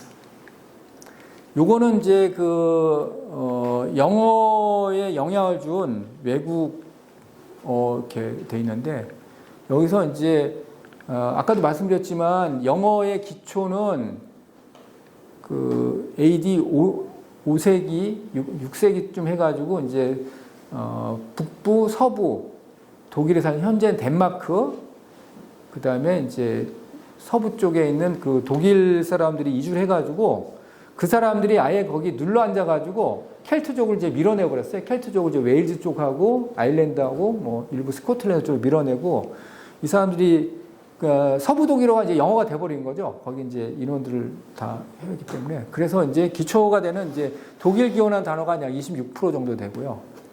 그 다음에 이제 그 로마의 지배를 상당 기간 또 받았기 때문에 500년, 600년 동안 라틴 기원한 거. 그 다음에 프랑스를 통해 들어오는 단어들.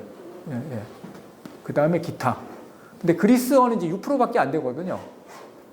근데 문제는 이게 이 프랑스어를 통해 들어온 것도 라틴어가 프랑스어화 돼가지고 들어온 게 또 있고, 그 다음에 이제 그리스어가 그냥 들어온, 그리스어가 이제 보니까 라틴어화 돼가지고 또 이제 되니까 어떻게 되게 복잡합니다. 그래서 이 히스토리를 봤더니 이 로마가 그리스를 점령한 게 아마 그 기원 전 한 뭐 100년 전인가? 정확히 기억이 안 납니다. 하여튼 그렇게 점령을 했음에도 불구하고 로마 사람들 사이에는 이런 얘기가 있었답니다. 아, 우리 저 로마에서 그리스어를 너무 많이 쓴다, 우리가 지금.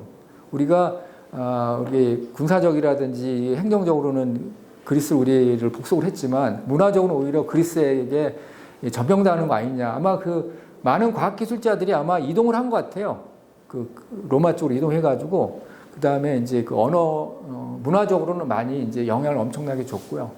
근데 문제는 이제 그 여러 가지 이제 법률 용어라든지 문화어는 라틴어 영향을 많이 받았는데 아직도 과학기술 용어는 거의 그리스어가 많이 들어가 있고 특히 물리학이라든지 화학 보면 이제 그리스 그 문자들 많이 있잖아요. 수학도 마찬가지고.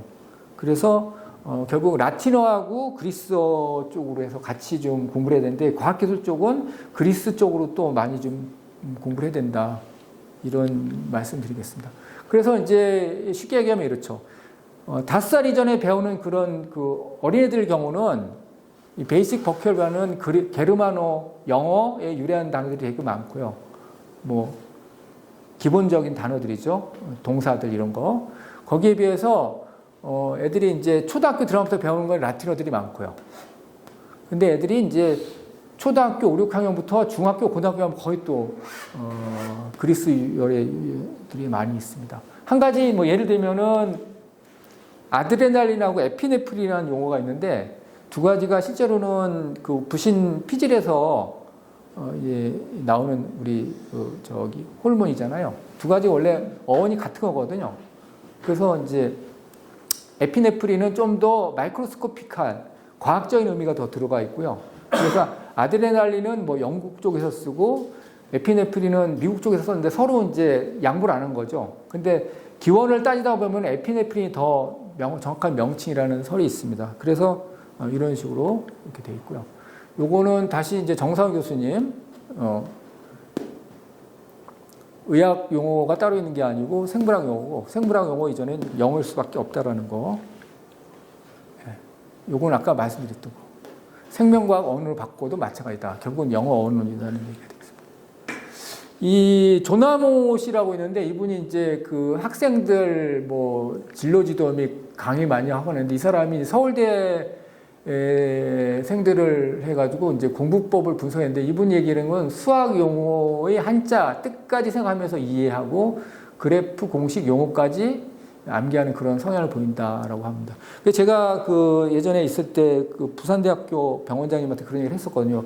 이 의대생들도 이런 식으로 용어 어원에 대한 연구를 같이 해서 공부를 하면 좋겠다고 했는데 이제 문제가 보면은 이제 의과대학생들이 되면 너무 공부량이 많고 특히 이제 나중에 이제 교수님이 돼도 자기의 연구할 게 있다 보니까 상당히 좀 제한이 되는 것 같습니다. 그래서 만약에 이걸 한다면 이거는 초등학교 때부터 중학교 때까지 고등학교까지 해서 대강 어느 정도 수준에 올라가야지 이게 가능하지 않을까 싶습니다. 이게 다 현업에 있고 하면 너무 바쁘고 하잖아요. 그래서 이제 그런 걸 생각합니다. 그래서 제가 이제 말씀드리고 싶은 거는 초등학생, 중학생들, 고등학생 또는 뭐 그 이후에라도 수학, 물리, 화학, 생물학, 지구학 공부하고 어원 공부를 좀 병행했으면 좋겠다. 그래서 이제 박문호 박사님 말씀하신 것처럼 기원을 추적하면 이제 패턴이 발견된다. 어원적으로도 이렇게 말씀하겠습니다. 요거는 이제 구글 들어가시면 이렇게 항상 이게 단어를 치시고 워드 오리진 뭐 이렇게 치면 이제 이게 이미지 검색하면 그림 다 나오거든요. 이렇게 하시면은 이제 그림하고 이미지하고 용어를 같이 해서 도움될 것 같고요. 그리고 여기 이제 도움이 됐던 자료들 책 한번 좀 설명드리겠습니다. 이거는 지금 그 웹스터스 뉴 월드 퀄리티 딕셔너리라고 하는데 이걸 제가 한 20여 년 전에 이제 구입을 해가지고 계속 그 어원 쪽으로 계속 보고 있고 요즘에는 온라인으로 해서 인터넷으로 하면 다 또 있거든요. 메리엄 웹스터 사전도 이제 무료로 다 되고 하기 때문에 일부 뭐 옥스퍼드 사전 같은 경우는 이제 유료로 해서 이제 볼 수 있는데 그거는 또 좀 비싸더라고요. 근데 그것까지 할 전문 연구자 아닌 다음에는 뭐 이런 책이라든지 그다음 요거는 제가 그 웨스트 중령 나중에 삼성 장군에서 그분한테 선물 받은 이 책이 좀 많이 도움이 됐고요. 요거는 정상훈 교수님 책이고 요거는 노스트라트 어원영인데 조영원이라고 부산대학교 법대 나오신 분인데 이분이 이 책 쓰고 소송이 걸렸어요. 소송. 어원 관련해서 연구한 또 다른 그룹이 있었는데 이거 내 책 베낀 거 아니라 가지고 이제 스트레스 많이 받으시다가 아마 돌아가신 거 아닌가 싶은데 그런 게 있습니다.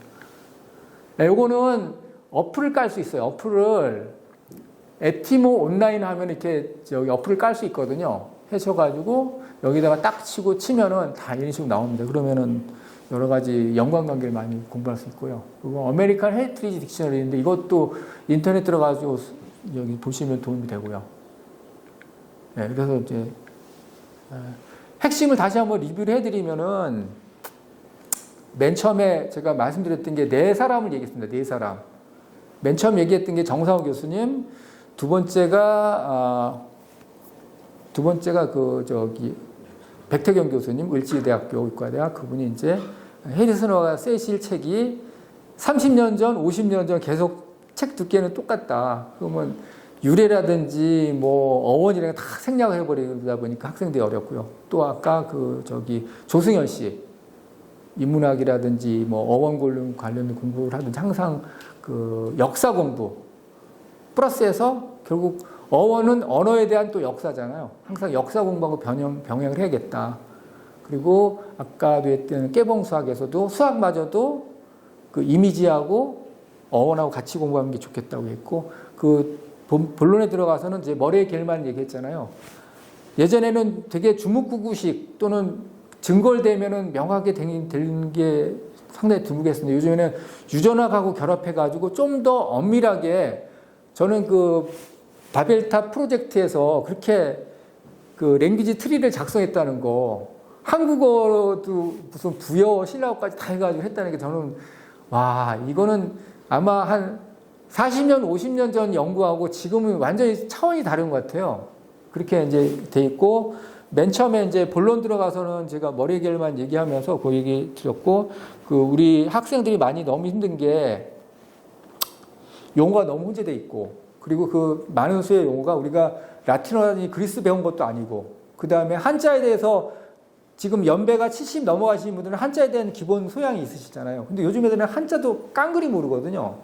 그 다음에 어원에 대한 그런 것도 없고 하다 보니까 학생들이 너무 힘들고 그래 그걸 해결하는 방법으로 해서 제가 그 기원을 말씀드려서 일본을 통해서 많은 그 용어들이 번역이 됐는데 거기에서 물론 그 일본인들의 어떤 일본 사람들의 그게 노력이 너무 기특하고 고맙고 하지만 계속 거기에 갇혀 있어서는 안 되겠다. 우리는 좀 새로운 방향으로 해서 직접 라틴어나 그리스를 통해 가지고 좀 더 새로운 방향으로 어떤 그런 게 있으면 좋겠다 말씀드리고 결국 이미지하고 역사, 어원을 결합할 때 기초가 튼튼해지고 그렇게 해서 좀 더 합리적으로 어떤 그런 제가 항상 이 공부하면서 느끼는 게 뭐냐면은 사전을 보면서 맨날 이 보물을 찾는 느낌이 들더라고요. 근데 이제 그거 자체가 시간이 많이 걸려요. 이제 내가 알아가지고 설명해 주고 듣는 사람은 쉬운데라고 하는데 그걸 찾는 데는 또 며칠이 걸리거든요.